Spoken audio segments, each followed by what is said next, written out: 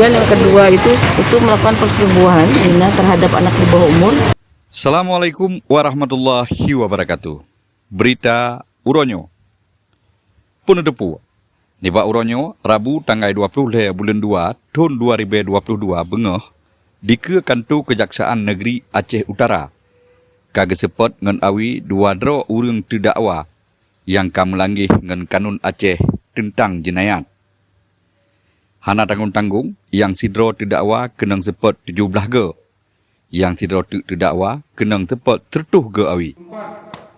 Kepala Kejaksaan Negeri Aceh Utara Diah Ayu Hartati SH niba awak media ngemarit dalam bahasa Indonesia bahawa kedua terdakwanya kenang sepot ngan awi oleh putusan Mahkamah Syariah Aceh Utara. Hari ini sama-sama kita saksikan pelaksanaan ubah cambuk atas dua terdakwa ini. Pertama atas nama D.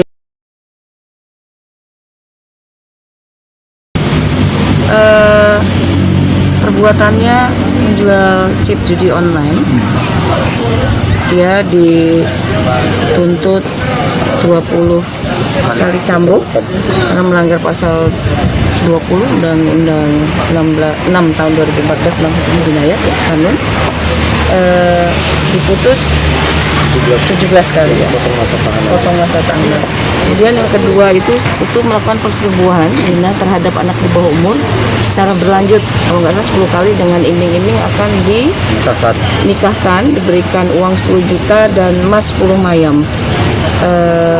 Ini kita tuntut 100 kali cambuk dan confirm Hakim Pengadilan Syariah. Untuk terdakwa yang pelaku anak di bawah umur, nyan kenang tepot ngan awi manteng. Tapi terdakwanya kenang hukuman kurung cit 72 bulan tamong gelap. Untuk saya itu ada pidana badannya 72 bulan lagi. Acara hukuman tepot ngan awi kedua dro terdakwanya yang gepegot di Kejaksaan Negeri Aceh Utara, nacit truh langkah Ketua Mahkamah Syariah Aceh Utara, tokoh agama Aceh Utara, Wakil Kepala WH, perwakilan dari Polres Aceh Utara, dan nacit gejak doktor pendamping. Habanyo gebesampo oleh Jamaluddin, Freelance News Aceh Utara. Nan me Inggris haba me Aceh.